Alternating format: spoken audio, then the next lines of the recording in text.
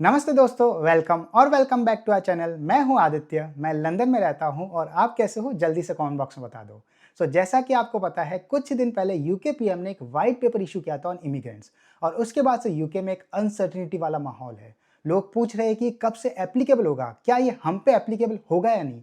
मतलब अभी भी क्लैरिफिकेशन पेंडिंग है। तो डेफिनेटली जब तक ये वाइट पेपर बिल नहीं बन जाता तब तक ये क्लैरिफिकेशन पेंडिंग ही रहेंगे। और उसके बाद कुछ लोग ऐसा भी ट्राई कर रहे हैं, अपने लोकल एमपीज को रीच आउट कर रहे हैं और कोशिश कर रहे हैं अगर वो पॉसिबल हो पार्लियामेंट में डिबेट कर सके, उस पर डिस्कशन कर सके।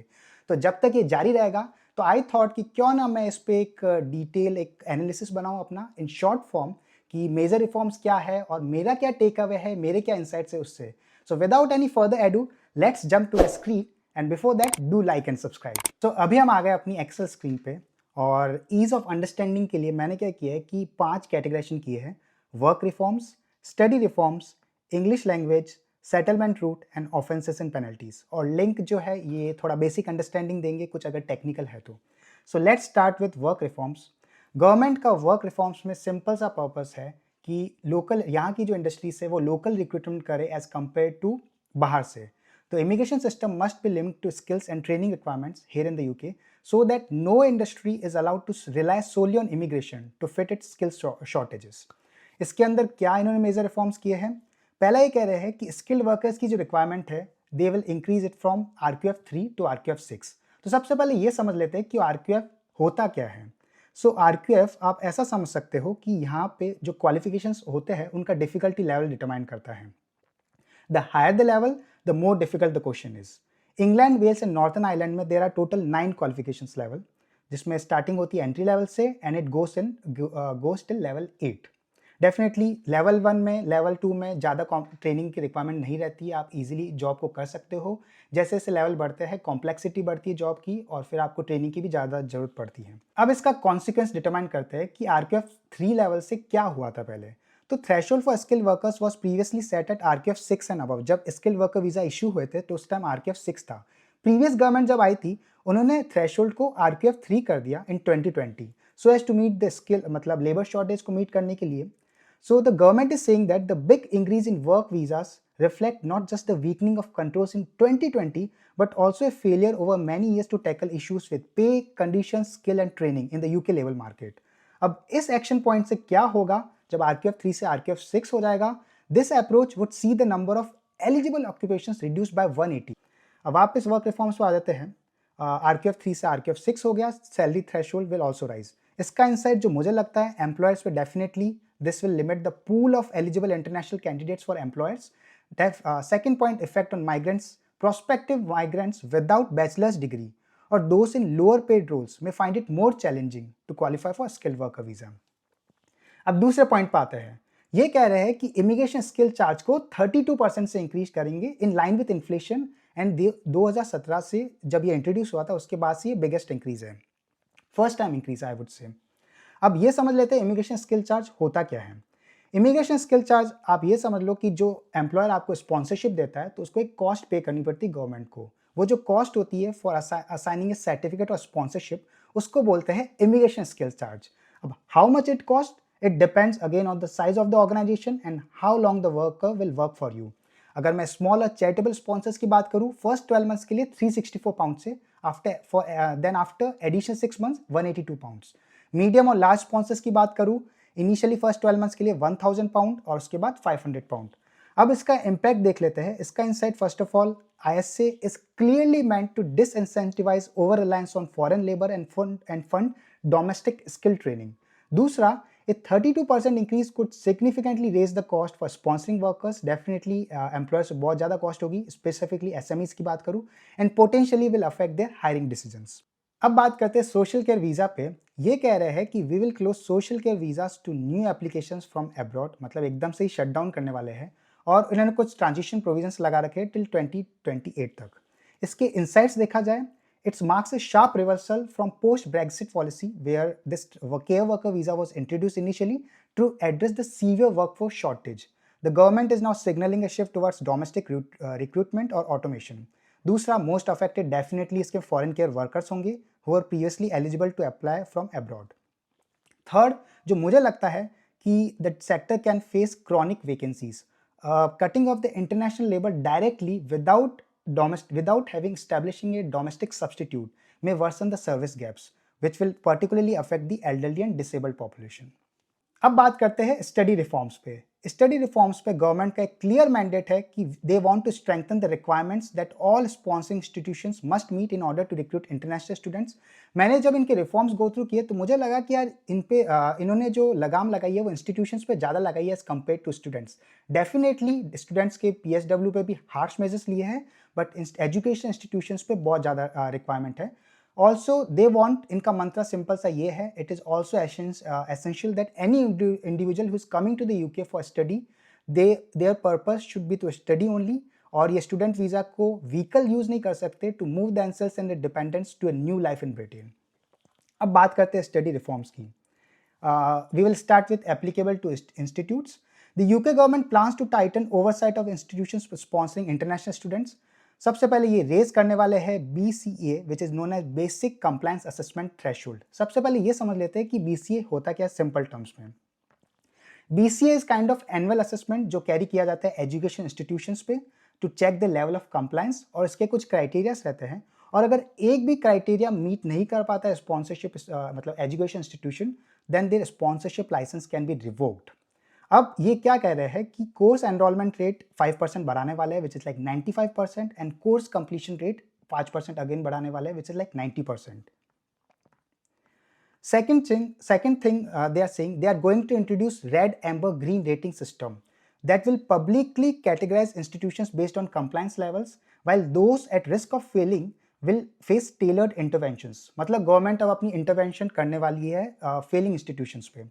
तीसरा, all sponsors using overseas recruitment agents. ये सबको पता है एजुकेशन इंस्टीट्यूशंस यहाँ की यूके के mostly agent overseas agents use करते हैं, तो they must enrol themselves in the agent quality framework design to maintain the highest standards of agent management. मतलब अब एजेंट मैनेजमेंट पे भी ये लगाम कसने वाले हैं। And last is definitely new interventions for sponsors who are close to failing the metrics. मतलब यूके अब हाई स्टैंडर्ड्स मेंटेन करने वाला है अपने एजुकेशन इंस्टीट्यूशन के लिए। अगर इनसाइट की बात करें, by raising the pass rates, the government is signaling that only high-performing institutions can host international students, potentially protecting the UK's academic reputation. Secondly, this is part of broader effort to crack down on education as a migration route by ensuring that the visa system is used for genuine study and not backdoor work access. अब बात करते हैं students की, तो सबसे बड़ा change जो किया इन्होंने PSW post study work visa पे किया है। Now it has been reduced from 24 months to 18 months। अब इसका क्या रिपोर्केशन रहता है? So first is like UK universities rely heavily on international student fees. A shortest stay period could make the UK less attractive compare to other countries. So अब students दूसरी countries explore करना चाहेंगे। दूसरा, students will have less time to find skill employment, especially in competitive and slower hiring sectors like media, humanity, small business tech. और third जो मुझे लगता है, it's going to have a significant blow to students earning, क्योंकि आप देखेंगे ज़्यादातर students जो यूके आते हैं वो लोन लेके आते हैं अपनी होम कंट्रीज से।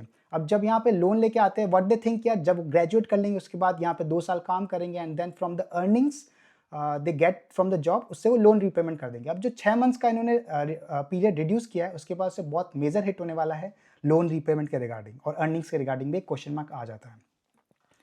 अब नेक्स्ट करते हैं मूव इंग्लिश लैंग्वेज पे। नाउ द गवर्नमेंट फंडा is simple. What they want to be able to navigate life in the UK and to integrate into UK society, those coming to the UK need to be familiar with the UK culture, law and customs. To achieve integration, what they want कि जो भी यहाँ पे dependents आ रहे हैं, जो भी यहाँ पे UK में आ रहे हैं, they should know कि यार यहाँ पे culture क्या है, and the individuals need to be able to mix and become active participants in the communities in which they live. So that means English आनी चाहिए। और UK PM का एक tweet भी है कि knowing English is the common sense। तो उसी के रिगार्डिंग इन्होंने कुछ चेंजेस इंट्रोड्यूस किए हैं। The first changes, we will increase language requirements for skilled workers and workers with a language requirement already applies from B1 to B2। मतलब skilled workers के लिए रिक्वायरमेंट B1 से B2 करने वाले हैं in accordance with the CEFR, common European framework. अब ये समझ लेते हैं कि CEFR होता क्या है।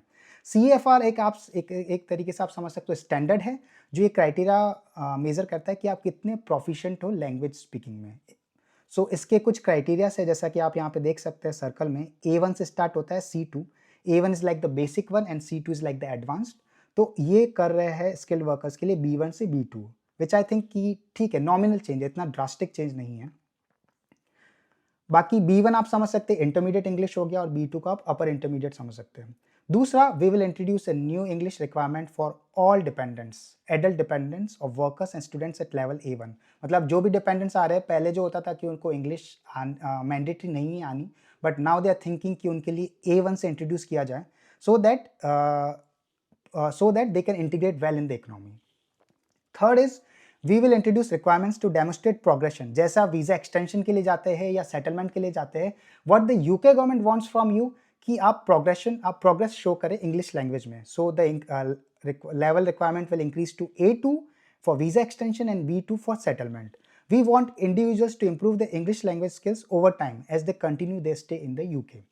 Fourth point is, we will increase our existing requirements for settlement across the majority of immigration routes from B1 to B2. In short, आगे वाले टाइम में आप देख सकते हैं कि इंग्लिश रिक्वायरमेंट, इंग्लिश लैंग्वेज को बहुत प्रायोरिटी देने वाले हैं। अब इसके इंसाइट्स देख लें। The new system is tiered and time linked. The longer a migrant stays, the more English they're expected to learn.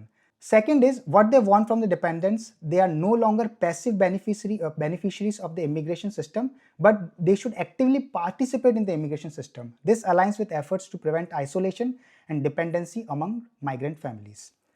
अब आते हैं सेटलमेंट रूट की तरफ। सेटलमेंट रूट पर्पस ये है, it has been a long standing principle that citizenship in the UK like settlement is a privilege and not a right. ये एकदम loud and clear message है यूके गवर्नमेंट का। Settlement route reforms की बात करें, changes की बात करें, what they are saying, we will reform our settlement and citizenship rules by expanding the point based system and increasing the standard qualifying period for settlement to 10 years. मतलब जो ILR की requirement indefinite leave to remain जो पहले 5 years होता था, the move towards permanent residency, वो अब 10 years करने वाले हैं, और पॉइंट बेस्ड सिस्टम को भी एक्सपांड करने वाले हैं। पॉइंट बेस्ड सिस्टम क्या होता है, क्विकली समझ लेते हैं। The point based system is how the UK decides who can come to live, work और study in the country, especially for people coming from outside the UK. Just like it's like a scoring system. You need to earn a certain number of points to qualify for a visa. If you get enough points, you can apply successfully. UK में a total of 70 points is needed to be able to apply to work in the UK. कुछ parameters होते हैं जिसकी basis पे आपको points मिलते हैं। मैंने यहाँ पे कुछ शॉर्टलिस्ट कर रखे हैं, जैसे offer of job by approved sponsor, उस पर आपको 20 पॉइंट्स मिलेंगे। Jobs eight appropriate skill level, उस पर आपको 20 पॉइंट्स मिलेंगे। Speaks English at required level, उस पर 10। अगर आपकी सैलरी 20 to 23 है, उस पर 0, बाकी अब है तो 10 और 20 डिपेंडिंग ऑन सैलरी लेवल। वापस अपन सेटलमेंट रूट पे आ जाते हैं। तो डेफिनेटली ILR का पीरियड इन्होंने 10 ईयर्स कर दिया है, प्रपोज कर रहे हैं। और second is, individuals will have the opportunity to reduce the qualifying period to settlement and citizenship based on contributions to the UK economy and society. अब ये कॉन्ट्रीब्यूशन क्या है, ये वेरी सब्जेक्टिव टर्म है, ये आगे जब बिल होगा उस पर क्लियर कर सकते, उसमें क्लियर करेंगे। Individuals should earn their right to privileged immigration status in the UK through the long-term contribution they bring to our country. And the third is, ये ब्रिटिश सिटीजन्स के ऊपर इन्होंने अप्लाई किया है, मतलब उनके लिए जो शॉर्ट टर्म पाथवे इंट्रोड्यूस करने वाले हैं, जो उनके डिपेंडेंट्स आएंगे which are non UK dependants, वो उसको 5 ईयर करने वाले हैं।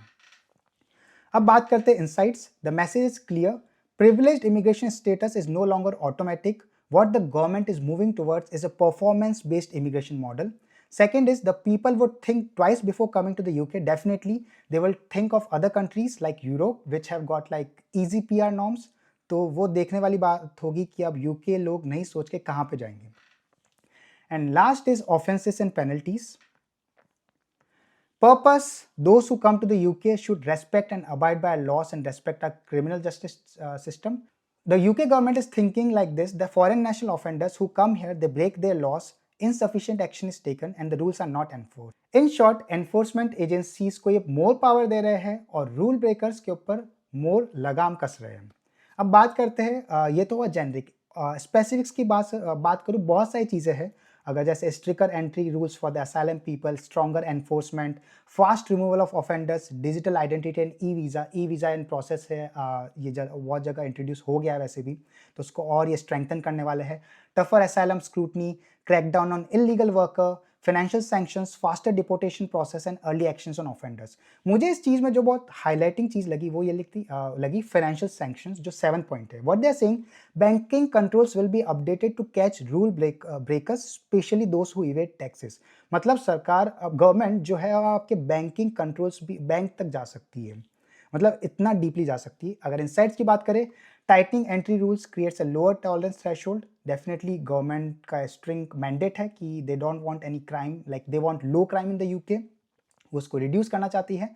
और second, linking immigration status to banking access extends immigration enforcement into the financial system, creating dual layer penalties. First is immigration and second is economic exclusion.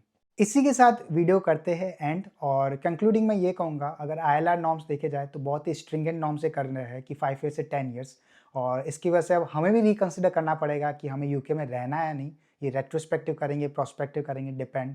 और I would say till then we have to keep our fingers crossed and wait कि white paper जब parliament में जाएगा, इस पर debates होगी, discussions होंगे, definitely हमें इंटरेस्ट करेगा और हम इस चीज़ को सुनेंगे। So let's wait and stay tuned for more update.